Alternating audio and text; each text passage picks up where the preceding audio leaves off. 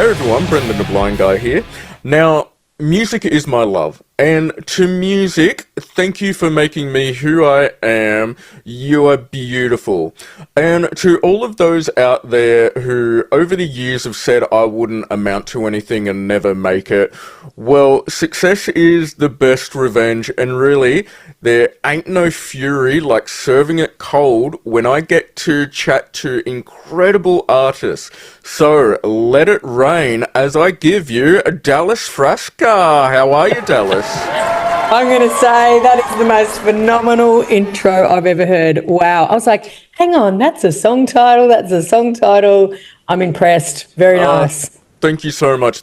Like, yeah, I was rushing because, like, my media guy was just like, yeah, you got 5 minutes, I really need to set up. And I'm like, oh, no, I haven't even, like, yeah, so. Well, yeah. you absolutely slayed it. Thank you. Thank you. I'm glad you enjoyed it. Okay, so the reason for our chat today, apart from, you know, like, I swear I never need a reason to chat to artists. I love it. It's just, you know, anytime it's just like, yeah, I'll chat to this artist that I admire. So, you know, but the reason why is because the exciting times for you is that, so recently on February 2nd, you and Sarah McLeod, who I've also chatted to and are a fan of, teamed up for the collaborative single Until It's Gone.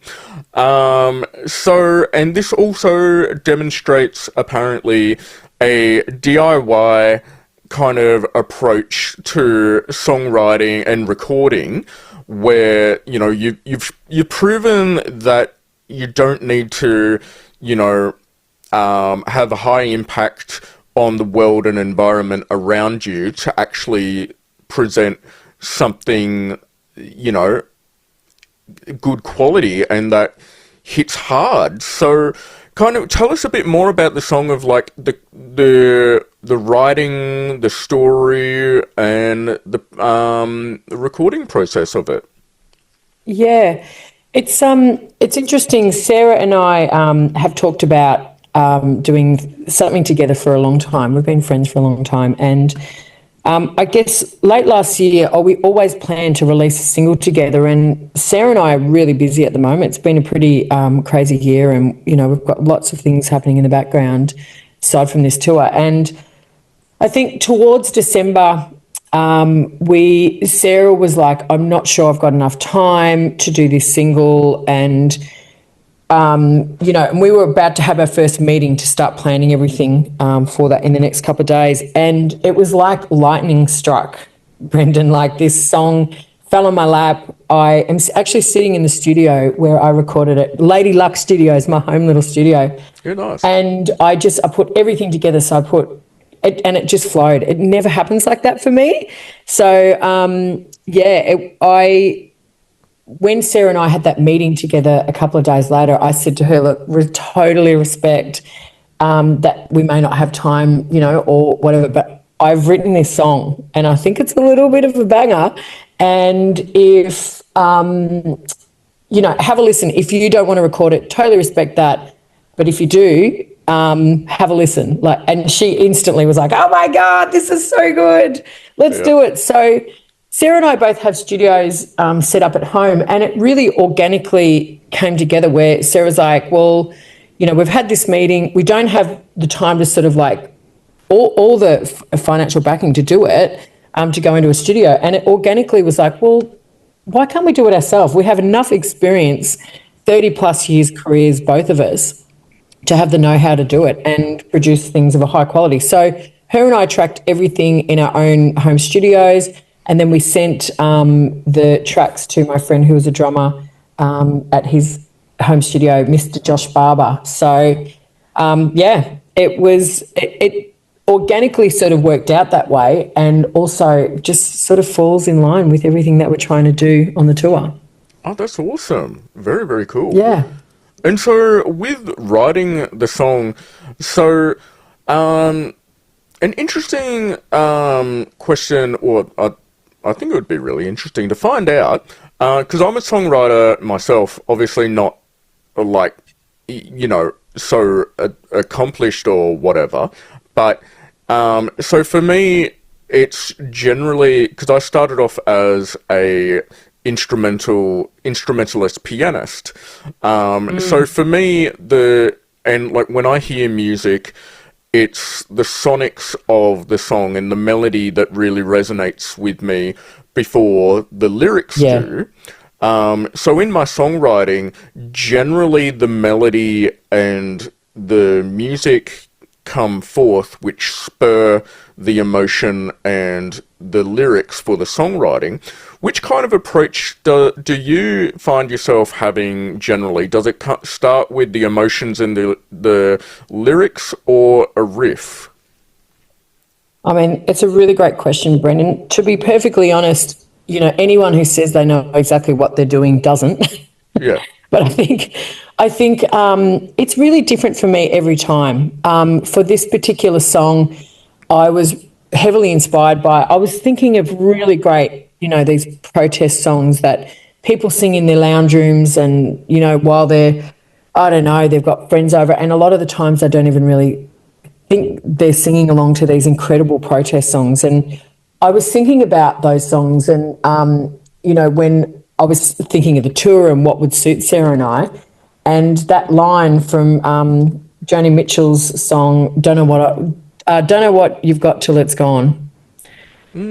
You know the song I'm talking about? Yeah. Pave Paradise. So I ended up taking that line. I was just like, man, it's such a great line. It's such a great line, and all of these years later, that message is still as important, if not more urgent now, like where we are on the planet and everything, we're seeing with climate change. And, 1 minute in Australia, we've got fires while we've got these incredible flash floods down near Lorne. It's, we just can't deny it. So, for this particular song, all of the lyrics came first, inspired by that idea, and the melody and the guitar they came together. So I was sort of like thinking this needs to be like badass guitar riff, and and see what we can kind of match together. So it happened pretty organically, and this particular version of my approach for the songwriting, I put down all of the back end, all of the music sonically, just in my DAW in Logic, and then as I was putting that together, the melody was developing as well. Listening to it in the background. So yeah, that's very cool. Yeah, thanks for that. Okay, so apparently starting, actually I can't quite remember if it has officially started, but this month in February and March, you and Sarah, along with fellow drummers, will be going on the Blue Electric tour to celebrate Till It's Gone. Green Electric.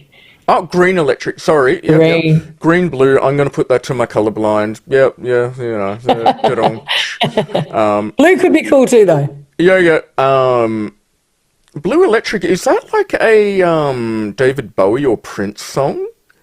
Oh, there's Electric Blue by Icehouse. That's the one. So that's, for some reason, that must have been what my brain just skimmed over for a second there, but oh well, I got the colour part right at least.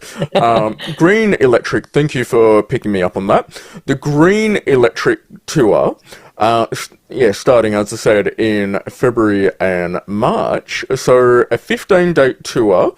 So tell us, what can we kind of expect on this tour as far as, the performance between you and Sarah on stage, like how you feed off one another, and what kind of show are fans into? I'm really curious.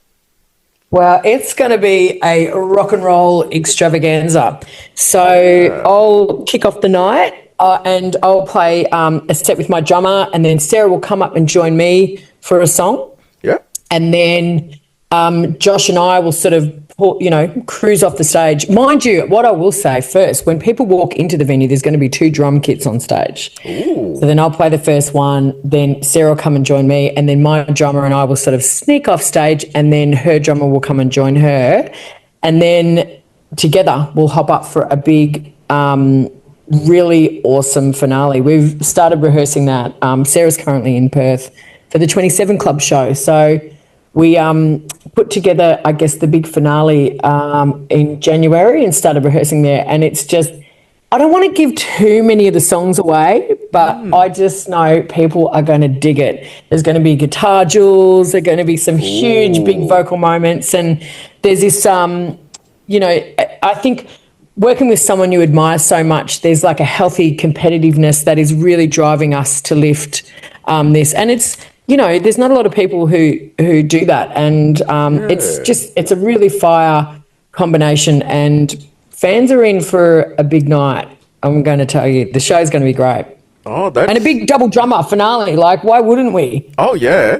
I can't go past a massive drum solo rock out. Like even though I'm a pianist, I love the big drum, things are just... Let's go.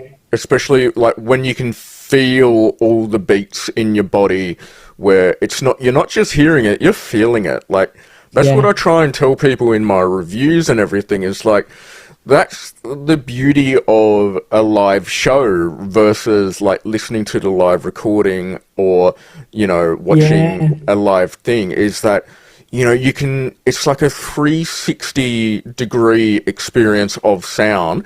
When you're up there close and you're just surrounded by the sound, you can feel it, and like all of the drums and electric guitars, you can just feel it vibrating through your body. It's just, wow.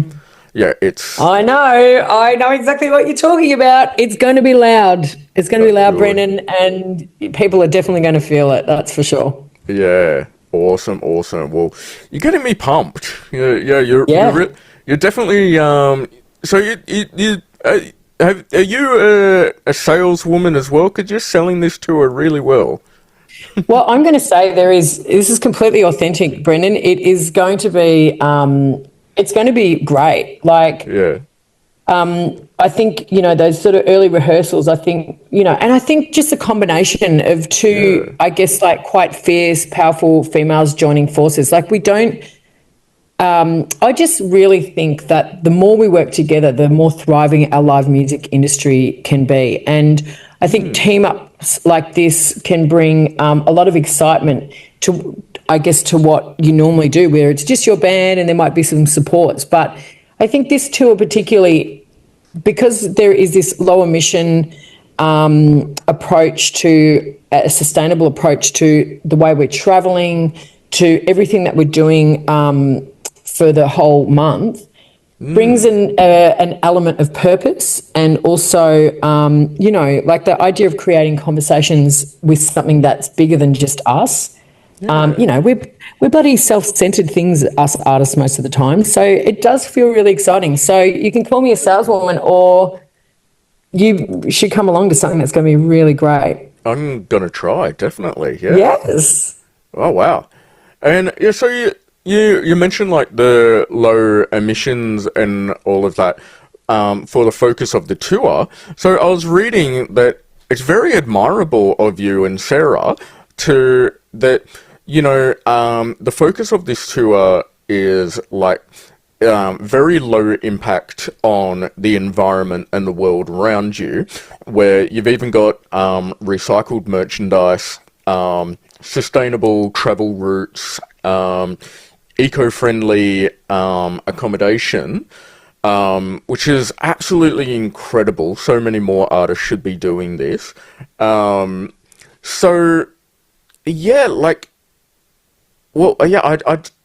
guess you focused on that, but like you already covered that, I mean. So I'm guessing this is something you and hopefully Sarah hold very close to your hearts and have done for a while? Yeah, I think so. I mean, I can speak for myself definitely on this topic. I guess I've been sort of involved with lots of environmental activism quietly in the background over the years. And, you know, I think like within your own home, you can have, I don't think you can change the world on any kind of grand scale. I mean, we look at what the crazy stuff's going on right now, but we Yeah. can make small changes that lead to bigger impacts. And so Yes, a I'm domino effect, yeah. definitely an environmentalist at home. We recycle everything. We've got our own garden that we grow. We're pretty sort of lo-fi in terms of environmental footprint, Yeah. like impact at home. But outside of that, I think I've been involved with or have connected with Seed Mob, who we're also raising money for. So we're raising money for Seed Mob and also Green Music Australia. Wow. Seed Mob are an Indigenous-run organisation that are doing some incredible things around Australia. They're heavily behind the fracking,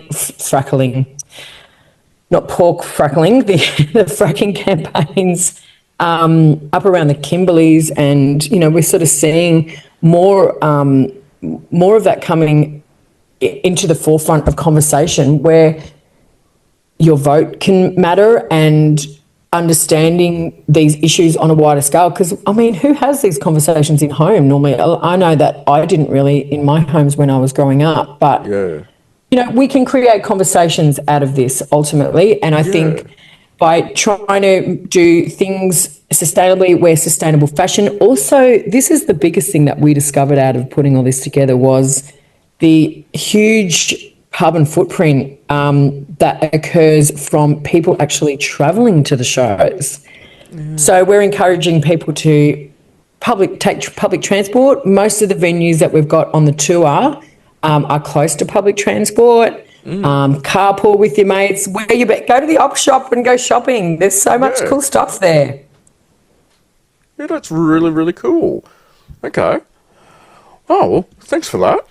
And so I want to talk about your own solo performances, like back to the performing. So we've spoken about like what's coming up on the Green Electric Tour with Sarah. So for your own performance styles, so you're an accomplished musician yourself. I read that you've performed over 12,000 shows apparently, including supporting the great ZZ Top in last year on their arena tour in celebration of your most recent 2024 album, which everyone, you should go and check out, definitely. I'll put a link to it in the description. So, yeah, you've also supported artists and bands like Midnight Oil and Xavier Rudd, which would have been absolutely incredible sharing the stages with all of those artists. So, what's kind of the vibe you bring to your live shows that might be a little bit different to the Green Electric Tour, or is it going to be pretty consistent for people that have seen you at a solo show versus, is it going to be a different kind of feel? I guess I'm trying to get at for your performance. Yeah, I mean, I guess the last year, I just will correct you, just on the 12,000 shows, it's 1,200 shows. Oh, okay. Yes, Yep. which is Thank still a you. lot. 12,000 shows, because I love math, would Yep. equate to 32 years of playing every day. Yeah. But I am, I guess the last sort of 18 months of this new solo venture I'd been on, people would have seen me playing essentially solo. So I did all of the Australian and New Zealand tour with ZZ Top, which was really crazy. But this new show that we're putting together is going to be, I guess, like high octane rock and roll, big fat guitar riffs, big guitar solos, Yeah. big soul vocals, I guess, on it. But I think for me, it's what I love about playing the most is connection. I love storytelling and I love listening to people's stories. So for me, I really get amongst the gigs like, you know, it is about being in the moment and helping transcend everyone into that space when I'm playing. And then, yeah, also afterwards, I love saying hello to everybody after the show too. So I love hearing people's stories and things like that. So connection, really. Yeah. It's about connection and big ass fat riffs, Brendan. Yeah. Nice. Very, very nice. Okay, before we get into my favorite two questions, I've got a little bit more. So, the next question I was thinking, I'm having a slight mind blank at the moment. Oh, hang on. Yeah, got it. My brain just started going off in a bit of a tangent, and it's like, no, come back on track for what you were going to. Yep. Anyway, so you're saying the difference between you performing with a band versus on solo, solo performances. So, how do you find the difference between playing with a band to then being solo? Like, how would you say that that's kind of adapted you as a performer, like adjusting between the two?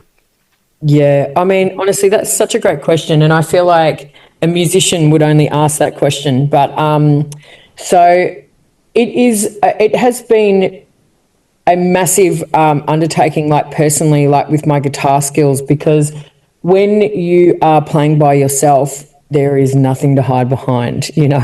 Yeah. And I guess there's that element of kicking the footy to yourself when you're up there on stage by yourself, and if you know, there's all sorts of different audiences that you find yourself in front of. And I think, you know, if you've got a super chill audience, then that might be really hard to play off. But for me, when I'm playing on stage with someone, it's like, it is connection with them. It'll be, you know, big fat drum riffs, and it will add, you know, a whole new sonic kind of hemisphere to what the sound is as well. So whilst I do love playing solo, for it being a testing of my courage, really, getting up there and doing it just solo, I really am looking forward to these shows because Josh and I are very close friends and we've played a lot together, but it's been about a year since him and I have hit the stage. So, yeah, we are chafing at the bit, as they say, to get back up there. Nice, nice. Okay, well, now, Dallas, I think it's time we get exclusive. Just me and you. Okay. And I guess all of the people watching and listening, but yeah, whatever. So what would you say an exclusive fun fact is about yourself that you wouldn't normally tell a journalist? Well, I grew up riding motorbikes. Me and my two other sisters. I guess my dad. This is like a confession session here today. I guess my dad. He has a huge love for Kawasaki's. So he was a really big Mad Max fan, and so us three girls grew up riding motorbikes and going to motorbike rallies and, you know, doing burnouts and all those kind of things. So I still own a motorbikes today, and it is, other than being on stage, it's, I guess, the thing that makes me feel the most in my superhero power, actually probably more than being on stage. So I love riding, and I like riding really fast. Nice. So, okay, here's another challenge for you. Can you sing and play the guitar while on the bike? Yeah, I probably could actually. Oh, I would love to watch a video of that. That would be epic. Well, maybe next film clip. Yeah, I was actually just thinking that maybe that can be the next film clip. Yeah. Here we go. Okay, all right, I'm taking notes. Oh, very nice. And I'll only take a 10% cut for all of the royalties or, you know, whatever. Oh, I was going to say 20. Come on, Brandon. Oh, well, I've got to be nice, but Yeah, okay, maybe 20. Okay, well now for the absolute cherry on top of the cake that has been this interview. It has really been incredible, thank you, Dallas. But we'll leave it with my favourite question of all, and that's right, people, it's what the F time. So you must have had so many priceless moments, Dallas. Which one's the one that really takes the cake with being hilarious, priceless, what the F? Okay, so immediately I am going back to the Big Pineapple Festival a few years back. Yeah. And I guess my band was known for, our big stage antics at one point where I would get on a boat and crowd surf, on the crowd. It's not the first time it's been done, won't be the last, but this is something that we did every show. And so on this particular gig, we had a film crew that were going to be filming a film clip with us that day. Yeah. And so that was all ready to go. But bizarrely, I thought it was a good idea to go on the boat the song before we were about to do the film clip. And I've done this 100 times or more at this point. So picture it, there's probably 10,000 people at this show. And because we were running late for this gig, we didn't have time to get our usual blow-up boat, or we forgot it or whatever it was. So we went into Kmart and we bought this stupid little kids' castle that we didn't even have this time to put the sides on. So, look, obviously there's red flags before we even start, but, I was full of courage and, stupidity really. And so the song comes on, I throw the big jumping stupid blow-up castle on the crowd, I jump on it and the crowd starts bouncing me, and it was like this moment where it double bounced and I went flying in the air. I can't even tell you, it was meters up, and I slipped. I went a mile and face planted the ground, and I sort of put my head up. I'm covered in orange dirt. All the dirt was in my teeth. I looked up at my guitarist to go, "I'm cool, man." But he thought I'd knocked my teeth out. And I ended up having to get an X-ray. It did look like on the X-ray that I did crack my skull, but the next day, I actually finished that gig and I was like, I think I might need to go home now. Like, I'm done for the day. And the next day I played a gig down at Brunswick Heads with two phenomenally black eyes. But I will say that I've never hopped in a blow-up boat since that day. Oh, wow. Yeah. Okay, yeah. so people do not bring blow-up things from Kmart for Dallas to jump in? Well, you can. Like, other people are more than welcome to get in, but I've retired from that sport, that's for sure. Oh, wow. Thank you so much for that, Dallas. That is a real treat hearing that.